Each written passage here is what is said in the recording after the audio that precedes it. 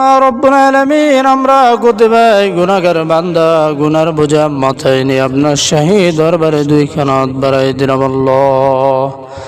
আল্লাহ তাআলা, জীবনে এত পরিমাণ গুনাহ করেছি, অন্যায় অপরাধ করে ফেলেছি আল্লাহ। আপনার দরবারে হাত উত্তোলন করতেও বড় লজ্জা লাগে আল্লাহ।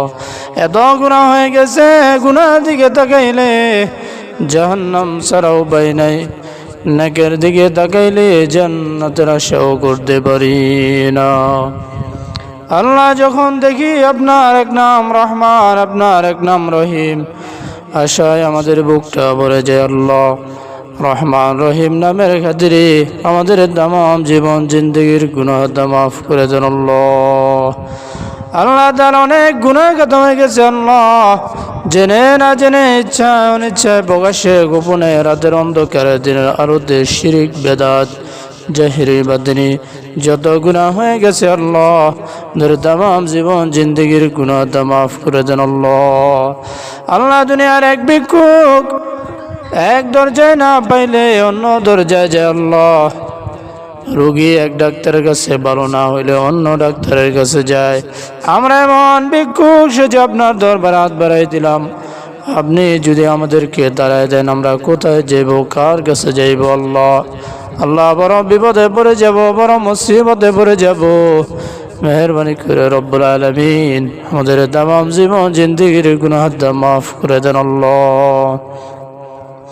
রব্বুল আলামিন, অনেকে বাড়ি থেকে বের হয় আর বাড়িতে আসতে পারে না, অনেকে গাড়ির মধ্যে উঠে আর গাড়ি থেকে নামতে পারে না, মারা যায় বিভিন্ন দুর্ঘটনায়, বিভিন্ন কারণে।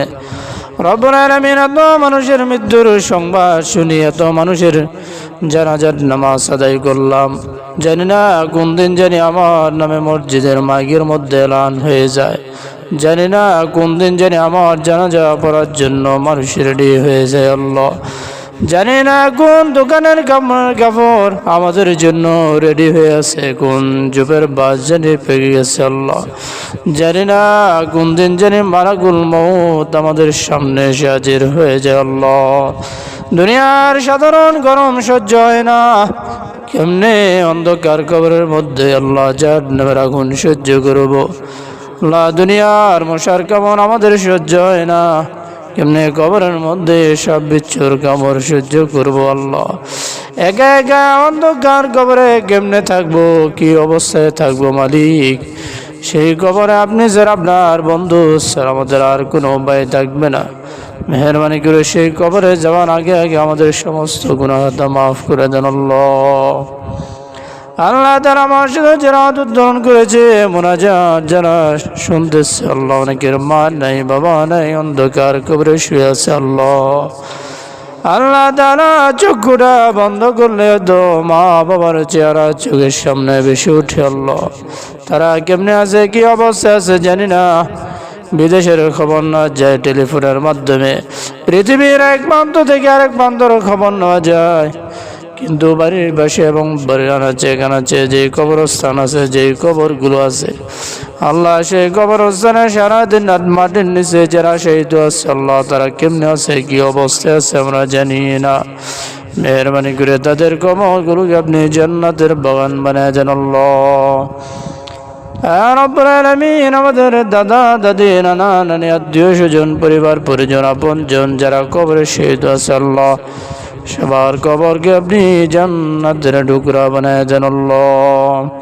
আল্লাহ তাআলা, বাবা আদম আলাইহিস সালাতু ওয়াস সালাম পর্যন্ত যত মুমিন মুমিনাত নর নারী, ছোট বড়, ধনী গরীব যারা অন্ধকার কবরে শুয়ে আছে আল্লাহ, কিয়ামতের ইন্তজার করতেছে, মেহরবানি করে প্রত্যেকের কবরকে আপনি জান্নাতের বাগান বানায় দেন আল্লাহ।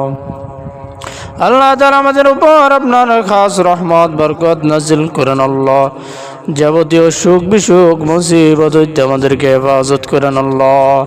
রব্বুল আলামিন, অনেকে রোগ বিমারে ভুগতেছে আল্লাহ, অসুস্থ থাকলে কিছুই ভালো লাগে না, খাবার দাবার ভালো লাগে না, ঘুম হয় না আল্লাহ। রব্বুল আলামিন, যারা যে অসুস্থতার মধ্যে আছে আল্লাহ, আপনি প্রত্যেকে শিফায়ে কামিলা যারা দান করে দেন আল্লাহ। রব্বুল আলামিন, অনেকে অভাব অনটনের মধ্যে আছে, চিন্তা পেরেশানির মধ্যে আছে আল্লাহ, এমন সমস্যার মধ্যেও মানুষ থাকে, কারো কাছে বলতেও পারে না, সইতেও পারে না। আল্লাহ আপনার কাছে তো সব কিছু বলা যায় আল্লাহ, নির্দ্বিধায় মেহরবানি করে বলা না বলা জানা অজানা সকল প্রকার দুঃখ কষ্ট দূর করে আল্লাহ আপনার পথ থেকে মনে শান্তি দান করেন আল্লাহ। সবার মনের নেক মাকসাদ আপনি পূরণ করে দেন আল্লাহ। রুজি রোজগারে বরকত দান করে দেন, জানে মালে বরকত দান করে দেন, হায়াতে তৈয়বা দান করেন, পরিবার পরিজন আপনি হেফাজত করেন, নেক হায়াত দারাজ করেন আল্লাহ। রব্বুল আলামিন, অনেকেই ঋণগ্রস্ত হয়ে গেছে, বিভিন্ন সমস্যায় পড়ে আল্লাহ ঋণ পরিশোধের ব্যবস্থা আপনি প্রদান করে দেন আল্লাহ।